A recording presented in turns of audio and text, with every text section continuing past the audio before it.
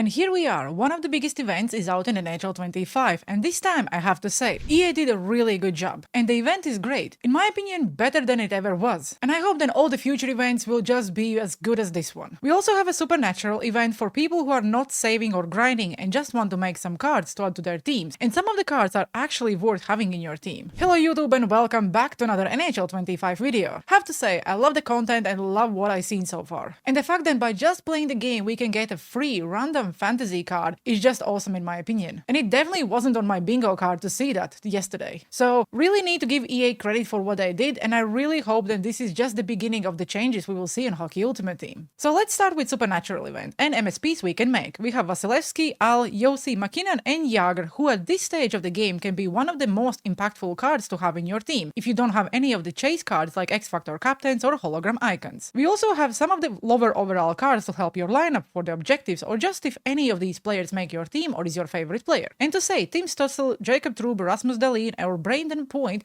would probably make your teams, and the cards are actually very usable. The MSPs start at 80 overall and you can upgrade them all the way to the 85 by using 15 Supernatural tokens. We can earn some of them and also make them, and the cost isn't that bad. Because it's a 2-week event, I'm pretty sure that by end of week 2 we will have enough tokens to make one of these MSPs for free. So don't rush spending them now, and if you can only make one player, choose the one you really like. In my case it will be Jaromir Jagr, just because of his shooting stats. If you activate the sniping forward, the speed and hands are also good. And with unstoppable force, with his size, I don't see how anyone will bump him off the puck. We also have Nathan McKinnon, who would be my second choice, just because that his base card is not far from his MSP. The stats on both are great, so if you already have his base card, I would not rush to make his MSP. But if you don't have and are in need of a good right-handed winger, he could be your pick. Roman Josi is another MSP, but his card just don't look that great for me, and I don't think that Heatseeker will make a big difference. Almasinis on the other hand looks good, but it feels like we have a lot of good right-handed options out there already. And Vasilevsky is a goalie. I would never pick a goalie as far as you're not a fan of the player or a team, just because this year the most impactful stat for goalies is speed and how tall they are. And as we can see, Vasi has a decent size, but that 83 speed would still make him slow between the pipes. Regarding the other cards, I will quickly show you the stats because the players are great, and like I mentioned, there are some great choices. Rasmus Dahlin, Brandon Point, Tim Stützle and Jacob Trub would be a fun additions to anyone's teams. A lot of people would think Markstrom is a pick, but like I said, the speed is not there, so I don't think he would win you the games, but who knows. If I'm wrong and you have the card, let me know down in the comment sections below. And the hidden gem of this event is this 80 overall Anthony Mantha, and you know why? Because of his skating stats. And that you can get this card absolutely free, and all you have to do is to make one set and claim him from Supernatural objectives. So that's where we are heading next. Let's see what we can earn by just playing the game this week. As we are talking about the Supernatural event, the first thing you need to do is to make the set and put Anthony Mantha in your lineup before you head over to play any games. If you complete all objectives, you will end up with 4 cards to use in trade-in sets and 2 collectibles together with 5 Supernatural tokens to use to upgrade any of the MSPs of your choice. If we head over to the moments, then by completing all 9, you again will earn 4 cards to use in any trade-in sets and 3 tokens, so we have 9 out of 15 we need. In sets we can see we need 4 collectibles to make one of the MSPs, and so far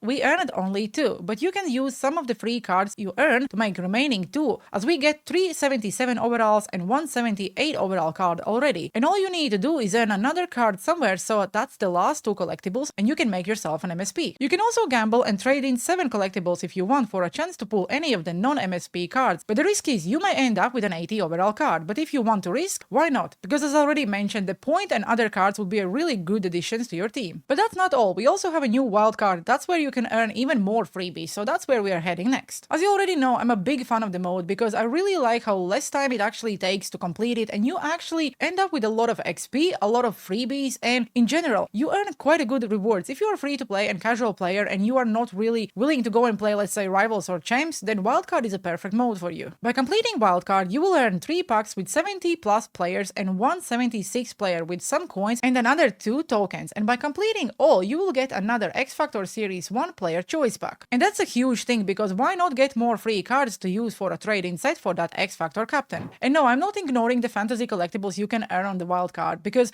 I just want to split the events. We will start with Supernatural, and after we will move to the fantasy event. And yes, by completing a Wildcard, you also will earn 3 fantasy collectibles, because you will need them to earn that free card we can get. So in the first week, we have 4 Master Set fantasy cards, like John Carlson, Malkin, Claude Giroux, Mike Matheson, and Ryan O'Reilly. They are between 72 and 76 overall, so to be honest, I doubt any of these cards can be used for a while, or until some of them score at least few goals. So for the new players who don't know how the fantasy fantasy event actually works. So if you make any of these cards or you pull them in a set, so make sure you don't trade them anywhere in, because they may actually go up in the overall and end up at the 99 overall by just playing the actual real life hockey. For every single time the offensive player scores a goal, he will go up by 1 in the overall. If the defenseman scores, he will go up by 2 in an overall. So you never know, one of these players may be the first 99 overall cards we have in NHL 25 hot. Another thing I want to mention, so for example, because these cards start at 72 overall or 76 overall, you will need to wait for a while until you can actually start using them. For example, this John Carlson is at 72 overall. He needs to score at least 5 goals until he's at 82 overall, and you can actually put him in your team. Again, if you want to use lower overall cards and play the game, let's say squad battles, and just enjoy the players you like, there is nothing wrong with it. But I would say if you are playing online, you probably would not use them in your team. We also have another 10 non-master set fantasy cards or base fantasy cards, and some of them can be used right now. Probably any cards at 82 has a good shot to be used in your team straight away, and also by any goal they score, you will see them going up very quickly. I'll have another video where I will go through every single fantasy card and actual real life hockey stats to maybe try to predict who would be the first card who could potentially go to the 99, or maybe there will be no one. So if you cannot make a choice of which one to pick up, and you can, let's say, only make one and you don't want to trade in your free collectibles into that random set, this video will be out probably at some point next week. So with the fantasy event, this time I will start with the sets. To make any of the fantasy card MSPs or non-MSPs, you need 40 fantasy collectibles. All of them will be untradeable, so it means you cannot sell them if you don't like the player, but you will be able to trade them in if you want later in the game. I like that for the first time ever we can actually make the fantasy base player of your choice, so it's not a random choice pack like in the prior years. But the best part is that by trading in 16 collectibles, we can get one base fantasy card, and yes, it's a B&D, but it's free, and there is a good chance you get someone who have an incredible season and end up at a 99 overall. And considering it's a 2-week event, I'm expecting it that both weeks we can earn a free card. For people who don't know what the B&D means, it's basically in the simple terms that the card is linked to your account, so you cannot trade it in, you cannot sell it. The only use for the card is actually put him in your team and just play with the card. If you, let's say, get, I don't know, an 80 overall card and he didn't score a lot of goals or something like that, you may never really use that card, but in the end, this is a free card we can get by just playing the game. And to be honest, looking at the objectives, moments, and everything, how to earn those collectibles, it's really easy by just, let's say, playing squad battles. To make any collectibles, we have 3 sets. 776 plus overall cards for 1 collectible. The cheapest 76 plus card in the auction house will cost you around 7,000 coins. So to make 1 collectible, it would cost you 49,000 coins. So MSP would be just under 2 million coins from scratch. The next set will be 578 plus overall cards, and we will get 2 collectibles. And that will cost you around 9k per player, so that's around 900k per MSP. Not sure why the price difference is so huge between the first set and the second set per collectible, but you know what? I will take that. And the last set is 380 overall plus cards for 3 collectibles. So the cheapest will be around 20k per card, so 60k per set, but it will give you 3 collectibles, so it's around 800k per MSP or base fantasy card. The positive thing about this event is that a lot of people have a lot of coins because no one was really spending. So let's say you have 1 million coins and you can actually go and make a player in week 1 or week 2 if they release your favorite player. All the prices I mentioned is subject to change because by the time I was recording video, that was what the auction house looked like. When you're watching this video, everything may be different, so don't take this as a guaranteed price. Okay, now let's have a look where we are actually earning these 16 collectibles. We know that we already earned 3 collectibles by completing the wildcard, so where we are getting additional 13. If we go back to moments, there are 6 to complete, and by getting them done, you will basically get 2 collectibles. The last one is on all-star difficulty, and it basically takes you some time, but it's still doable even if you're a casual player. The last thing to look at is the objectives. We will need to use supernatural players to complete them, so that free Anthony Mantha will come handy.